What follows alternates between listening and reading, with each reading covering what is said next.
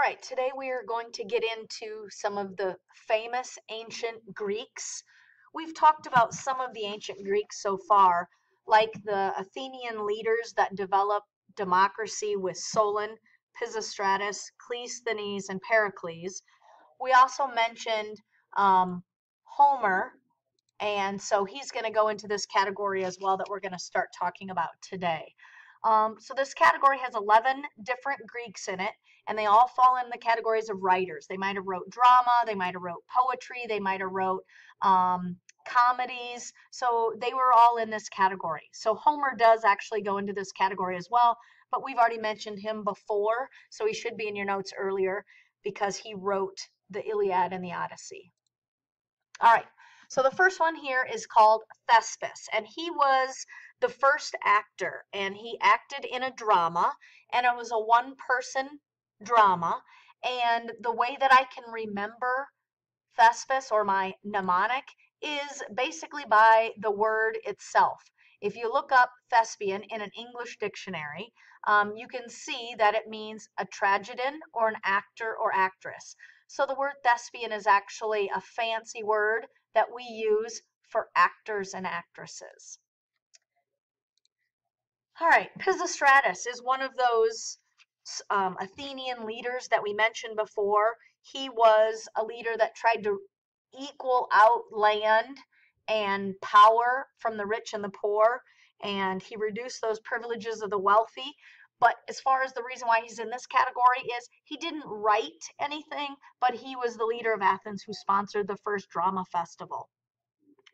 And the name of the drama festival and his name both start with a P, so that's kind of how I can remember what he did. All right, Aeschylus. Aeschylus wrote tragedies.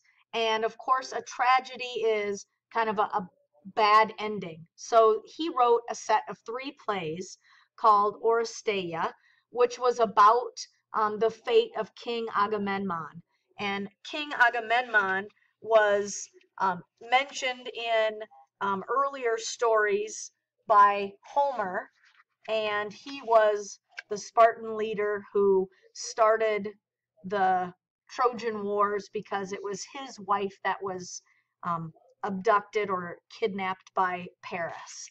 And so in this set of 3 stories, it's actually King Agamemnon's wife that plots to kill him. Now, Aeschylus is also known as the founder of Greek drama or tragedies.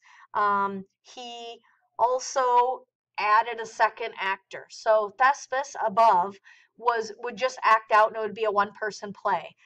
Aeschylus added a second person, so now you could have dialogue. All right, Sophocles. He added a third actor, so now we're really getting fancy. Sophocles was probably one of the most famous playwrights, and he was one of the kind of people that wrote something much later in life that really became his most well-known work, and it was called the Oedipus Rex. And so the Oedipus Rex all should be in orange, but I have a link to kind of play a little bit about what this story was about. So the story is 2 fortune tellers tells the king and his wife that their newborn son is going to plot and kill him. So they decided they're going to take their son out to the woods and leave him. And he was then raised, wildly out in the woods. And so the king and his wife believed that they were safe. Well, what ended up happening was the son ended up killing his father, which he didn't know was his father. And then the queen is all alone, and so she needs a husband. So this man who killed the king decides he will marry the queen, and it turns out to be his mother. And then the mother kills herself. It's a big drama. So you can listen to this little rap about it. I'm totally ready for this. We're gonna rap about Oedipus. Oh yeah. Oedipus. Oedipus. No, Oedipus. Okay, Oedipus. How many points is this one? 50, I think. Okay, this good. Please don't grade us too badly on this. I'll try our hardest, man. It's a lot of fun. You ready for this again? Yeah, man, it took us like 6 hours. All right, here we go. Yeah, man, let's go. All right. First name Oedipus, last name Rex. Like a Greek king, he had lots of sex. Started off orphan, nailed to a tree, but now he's forever in history. Jocasta and Laius got a prophecy. The worst son killed his father, with his mother he'll sleep their curse. And they were knee deep in trouble, all of us. There's no way to fix it, no reverse. On the way to peace, Oedipus Rex strode. Started a conflict at that fated crossroad. Either would move, and in fury he would unload. Used his death utensils at the fork in the road. Only one person lived to tell the tale of Laius and his friends and how they don't prevail. The rest over here don't know beyond the pale. Oedipus don't make it rain, he make it hail. Okay, hello, it's Sophocles. Sit down, won't you listen, please? Crisscross and hands on knees. He's already got to Thebes. So after he went and killed that guy at the gate of Sphinx and lie, puzzle she had for him to try. He solved it, wants to die. If we say we have an eating queen, King Laius just dies. We need a ruler supreme. And he accepts and takes her hand, becomes king of the land, makes a strong demand. Whoever killed Laius shall be banned. The people grow impatient as the play goes on. Tiresias says the conclusion is foregone.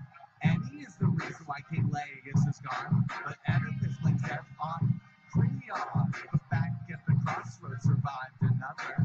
A shepherd says, man, your parents were some others. Your daughters are your sisters, and your sons are your brothers, and your lover, word, that's your mother.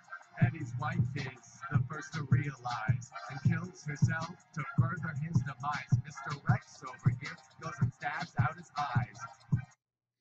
So that is just talking about that whole story. So it's kind of a funny little example of what the whole story is about. But it's read in World Lit classes all over the country. All right, another writer was Euripides, and Euripides wrote the story called The Trojan Women. And it too is an orange one because it's something that World Lit classes still read today.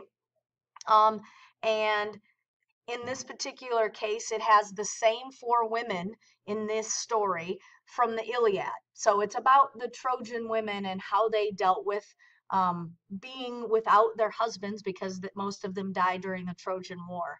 And so it was about this. Now, I didn't have a hook for this particular one. And several years ago, a student said, hey, Mrs. Qualley, I've got one for you.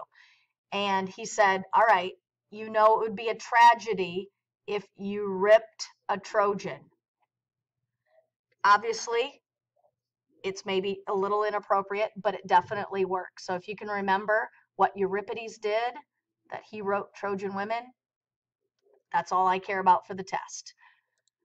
All right, continuing on, Aristophanes. Now, Aristophanes did not write these tragedies and these, deep, dark, sad stories. He wrote about things where he made fun of things going on in Athens. He made fun of the things that were going on kind of in the news. I would equate Aristophanes to kind of the Jay Leno, the Jimmy Fallons, those kind of people that are out there today. Now, he wrote stories that were about, like he wrote over 40 plays, but some of his things were also more like musicals. And one of his, ironic ones is where he wrote about that women were going to go on a sex strike because they were upset about men always going off to war. And so they were going to do that. Now, the way I remember what Aristophanes did is Phanes sounds like funnies, Aristophanes. And so he wrote comedies. All right, Herodotus is considered to be the father of history. So he wrote about history. And he wrote about the Persian Wars that we learned about earlier and the 4 Persian Wars going on with the Marathon and all those other ones that we went, Salamis and so forth. And so he wrote about the Persian Wars. And the way that I remember him is, well, first of all, he added myths to the Persian Wars, which meant that he said that the gods were fighting with them, and that's why they defeated the Persians. Hence the Battle of 300, which maybe you're familiar with. You've read the book or seen the movie. The only reason why 300 Spartans could defeat this huge Persian army was because the gods were fighting next to them. So heroes, gods, you can kind of connect it. Or I also think about the letter H and history. All right, Thucydides is another historian, but he didn't add mythology to his history accounts. He wrote true factual history, and he also wrote about another set of wars, and that was the Peloponnesian War. The Peloponnesian Wars were Sparta versus Athens, and again, he did write true history. So that's how I remember what Thucydides did. And Sappho, she was a woman and she started a school for only upper class wealthy Greek women of Athens. And it was mostly about school and poetry, that they would learn to play instruments and dance and recite poetry. The school was actually on the island, the Greek island of Lesbos, and she's the only woman on the list. So I've circled my hook, and if you don't get my connection of why I've circled what I've circled, and she's the only woman on the list, ask a friend. All right, Pindar, our last drama writer and poet.